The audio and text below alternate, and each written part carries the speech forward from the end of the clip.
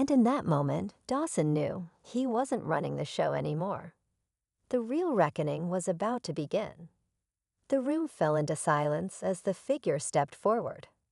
Dawson's throat tightened when he saw who it was: Eleanor Graves, one of the most powerful members of the company's board. She wasn't just another executive. She was the kind of person who could make or break a CEO with a single decision. And the look in her eyes told Dawson everything he needed to know. She already suspected something. Rosa didn't turn to acknowledge her arrival. She didn't have to. She had expected this moment. Instead, she calmly slid another folder across the table. Eleanor picked it up and flipped through the pages, her sharp gaze scanning the information with growing intensity. The room was so quiet, the distant hum of office chatter outside felt deafening. Finally, Eleanor closed the folder and exhaled. So she said, looking straight at Dawson, "Is there anything you'd like to say before I take this to the rest of the board?" Dawson opened his mouth, but no words came out.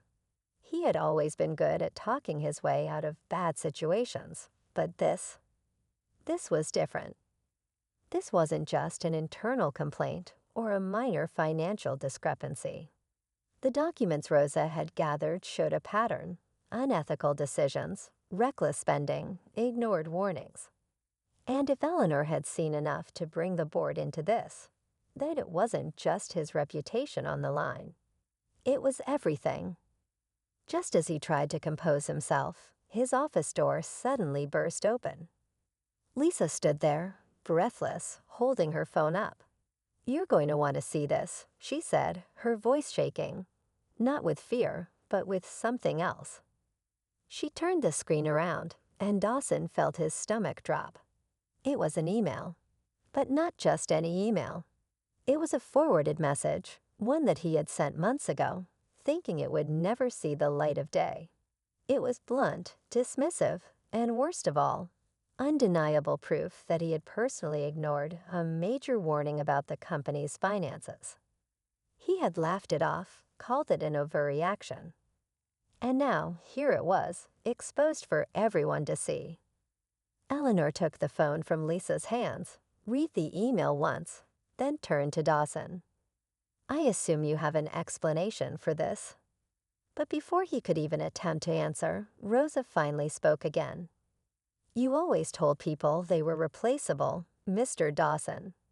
Her voice was calm, steady. "What happens when you realize you are too?" Dawson's mind reeled. He had spent years treating employees like numbers, assets that could be swapped out at a moment's notice. But now, for the first time, he was the one being pushed out. And the worst part, he still didn't know how deep this went. How many more emails were waiting to be uncovered? How many people were ready to turn their backs on him? Then, before anyone could speak again, another phone chimed. It was Robert's. He glanced at the screen, his face going pale. "We have a problem," he muttered. All eyes turned to him. He hesitated, then read the message aloud. "A reporter just contacted our press office. They're asking for a statement about you, Dawson." The room went dead silent. Rosa sat back, watching Dawson with quiet patience. She wasn't gloating. She wasn't celebrating. She had simply let the truth come to light. And now there was no stopping what came next. Dawson's hands clenched into fists beneath the table. His mind was spinning, scrambling for a way out. Damage control. That's what he needed. He had handled bad press before. He could do it again. But as he looked around the room, a sinking realization hit him. This wasn't just bad press. This wasn't just a minor scandal. This was a carefully built house of cards collapsing right in front of him, and the worst part, there was nothing he could do to stop it. Eleanor's gaze stayed locked on him, unblinking. Lisa stood firm, her phone still in her hand, ready to expose more if necessary. Robert, his most loyal manager, wouldn't even meet his eyes. And then there was Rosa, sitting quietly, watching it all unfold. No anger, no triumph, just quiet certainty. She had known this was coming long before he did. Dawson exhaled, forcing a smirk. "So what now?" he said, leaning back in his chair. "You all think you can just push me out." Eleanor didn't hesitate. "You're already out." The words hit harder than he expected. "The board has already been reviewing complaints against you," she continued. "And with this new evidence, there's no debate left. We'll be issuing an official statement before the day is over." Dawson swallowed, his throat dry. "And who's supposed to replace me?" He let out a short, humorless laugh. "You think any of you can do what I do?" This time, it wasn't Eleanor who answered. It was Rosa. "I already have." Dawson's smirk faded. Eleanor slid a final document across the table. He hesitated before looking down. And when he did, his face drained of color. It was a signed agreement, one he hadn't seen before. A contract stating that, in the event of a leadership change, a transition plan had already been put in place. And the name listed as interim CDO, Rosa Alvarez. Dawson let out a dry laugh, shaking his head in disbelief. "This has to be a joke." "It's not," Eleanor said firmly. "The board has been monitoring you for months. Rosa has been working behind the scenes, gathering everything we needed. She's been in the company longer than most of us, and unlike you, she actually knows what's happening at every level. She's already earned the trust of the employees, and now she's earned this position." Dawson couldn't move, couldn't speak. This woman, this cleaning lady, had done what no one else dared to. She had outplayed him. Rosa finally stood, pushing her chair back with quiet grace. "I never wanted revenge, Mr. Dawson," she said softly. "I just wanted change." She paused, then added, "And now it's here." Outside the boardroom, the office was alive with movement. The news was spreading. Employees whispered in shock. Some cheered under their breath. Others simply watched, stunned at how fast everything had shifted. And as Rosa stepped out of the room, the weight of years of being overlooked, dismissed, and ignored finally lifted. She had been invisible for so long. But not anymore. Dawson sat frozen in his chair as Rosa stepped out of the boardroom. The reality of his downfall was finally sinking in. There was no coming back from this. No amount of smooth talking or last-minute maneuvering could undo what had already been set in motion. The company was no longer his. Outside, the office buzzed with nervous excitement. Employees who had spent years walking on eggshells under Dawson's rule suddenly felt this shift in the air. It wasn't just about leadership changing hands. It was about something bigger. For the first time, people felt seen, heard. Lisa leaned against her desk, still processing everything. She had always believed in fairness, in speaking up when something was wrong. But for so long, it had seemed impossible to challenge the system. Rosa had proven otherwise.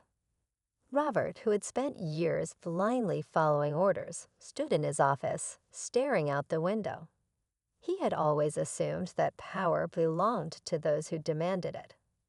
But today, he had seen something different. True power wasn't about intimidation or control. It was about respect. And Dawson had lost that long ago. As Rosa walked through the office, she noticed the way people looked at her now. Not as the cleaning lady. Not as someone who blended into the background. But as a leader. She had never chased titles, never wanted to be the center of attention. All she had ever wanted was fairness, dignity, and a workplace where people mattered. And now she had the chance to make that happen. By the time the official announcement was made, Dawson had already left the building. No farewell speech, no dramatic exit. Just a man who had finally realized that his time was up. Days passed, then weeks. Changes began, small at first, then bigger. Employees were actually listened to. Policies were adjusted to value people, not just profits. The fear that had once loomed over the office began to fade, replaced with something new. Hope. One afternoon, Rosa stood by the same window where Dawson had once looked down at the company, believing he was untouchable. She didn't see numbers or assets. She saw people. People who had worked hard, who had given their best, who had deserved better long before today. A soft smile crossed her lips. She had never needed power to make a difference. But now that she had it, she was going to use it the right way. It all started on an ordinary Monday morning in a high-rise corporate office. Employees bustled about, sipping coffee, answering emails, and preparing for another long week. But while everyone else got settled at their desks, there was one person they barely noticed: Rosa, the cleaning lady. With her worn-out sneakers and an old uniform, she quietly moved through the halls, emptying trash cans, wiping down desks, and making sure everything was spotless. Most of the staff never bothered to greet her. Some even left messes without a second thought, assuming she was just part of the background. But what they didn't know was that Rosa was more than just a cleaning lady. She was watching, listening, paying attention to the way people treated her and, more importantly, the way they treated each other. She saw who worked hard and who took shortcuts. She noticed who was kind and who looked down on others. And she especially paid close attention to the man sitting in the corner office, Mr. Dawson, the CEO. Dawson was the kind of boss who only cared about results. He ruled with an iron fist, barking orders and making snap decisions without thinking twice about the people they affected. If an employee couldn't keep up, they were out. He had no patience for weakness. And as for Rosa, he barely acknowledged her existence. In fact, when she passed by his office, he didn't even glance up from his phone. To him, she was invisible. Then one day, something happened that no one saw coming. An unexpected announcement sent shockwaves through the company. Employees whispered in hushed tones, exchanging nervous glances. And suddenly, the same people who had ignored Rosa were looking at her differently, with confusion, shock, and even a little fear. Because the cleaning lady they had dismissed for years was about to do something no one thought possible. She was about to fire the boss. But how and why? What secret had she been keeping all this time? Stay with us, because what happens next will leave you speechless. For years, Rosa had moved through the office like a shadow. She knew every corner of the building, every name on every desk, and every conversation people thought no one else was hearing. She watched employees break their backs to impress Mr. Dawson, only to be tossed aside when they were no longer useful. She had seen good, hard-working people let go with nothing but a cold handshake and a security escort to the door. She had seen interns humiliated, assistants reduced to tears, and managers too afraid to speak up. But no one ever questioned it. No one dared to challenge the man at the top. So when the news broke that Rosa had the power to fire Mr. Dawson, the entire office was left in disbelief. How could a cleaning lady, a woman they had ignored for years, suddenly hold the fate of the company in her hands? Some thought it was a mistake, some thought it was a joke, and some simply refused to believe it at all. But Rosa wasn't laughing, and she wasn't making mistakes. The whispers spread like wildfire. Employees scrambled for answers. Some dug through company emails, others tried to overhear meetings, but no one could figure out how Rosa, of all people, had this authority. Even Dawson himself was caught off guard. He had spent years running this company, making all the big decisions, believing he was untouchable.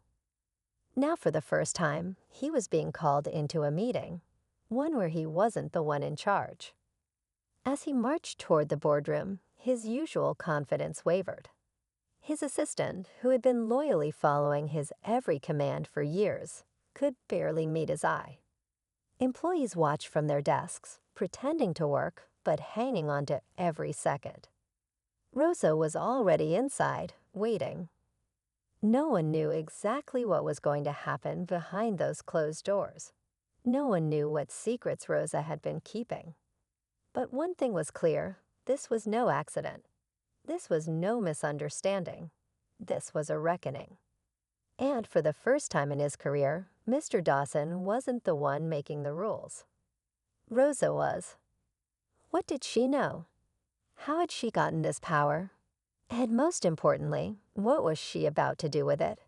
Stay with us, because this story is only getting started.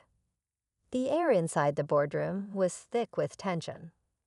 Mr. Dawson, for the first time in years, felt something unfamiliar creeping up his spine: uncertainty. He sat down at the long glass table, his usual air of control slightly cracked. Across from him sat Rosa, her hands calmly folded, her expression unreadable. She wasn't nervous. She wasn't angry. She was simply waiting, like someone who already knew how this was going to play out. Outside the room, employees had gathered in small clusters, whispering furiously.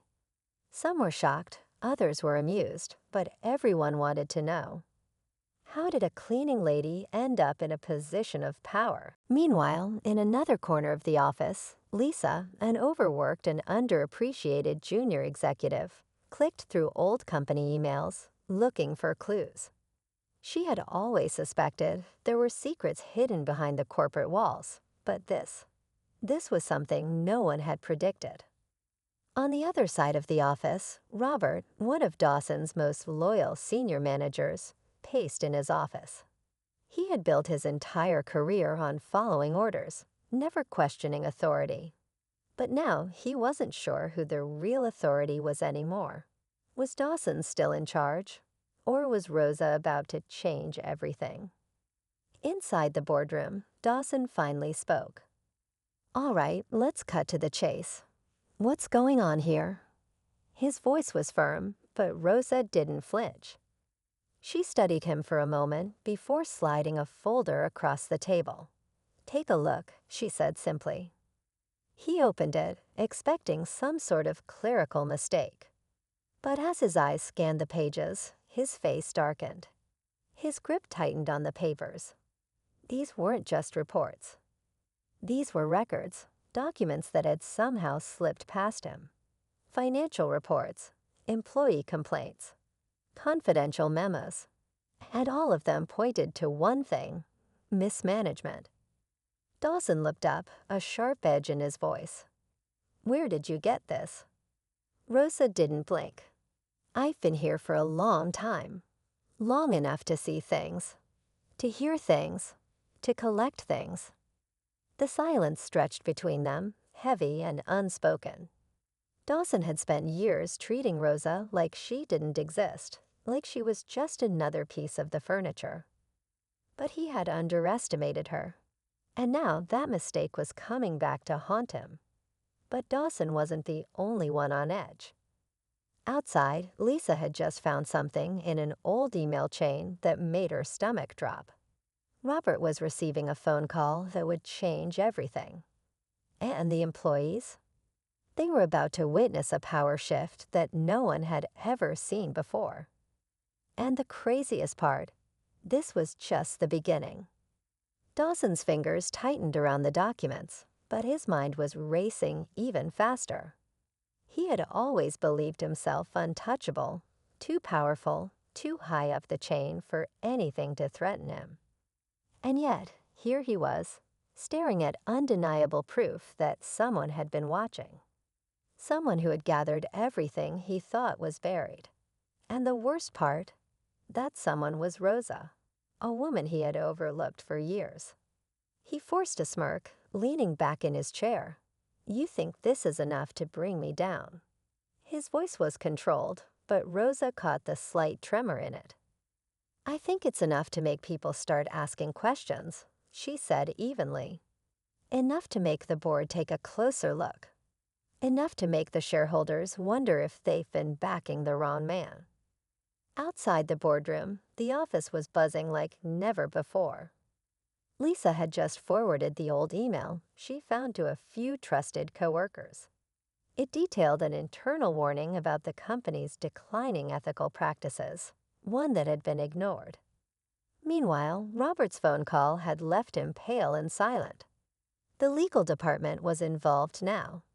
And if there was one thing that could shake the foundation of a corporation, it was legal trouble. Employees exchanged glances, some nervous, some excited. For years, they had suffered under Dawson's leadership. Long hours, impossible demands, zero appreciation. And now, for the first time, the power dynamic was shifting.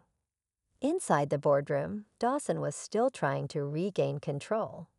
He let out a cold laugh. "You're just a cleaning lady. No one will take you seriously." Rosa tilted her head, a small smile playing at her lips. "Funny," she said. "You're only realizing now that I'm not just a cleaning lady." Dawson's confidence wavered. He knew Rosa was right. The walls were closing in, and the worst part, he didn't even know how deep this went. How many people had she spoken to? How many people had already turned against him? He thought about the investors, the board members, the media. If this information got out, it wouldn't just cost him his job, it would ruin him. Just then, the door to the boardroom creaked open. A figure stepped inside, eyes scanning the room with quiet authority. Rosa didn't flinch. Dawson's pulse spiked. Because whoever had just walked in wasn't just another employee. They were someone with real power. Someone who had the final say in what happened next.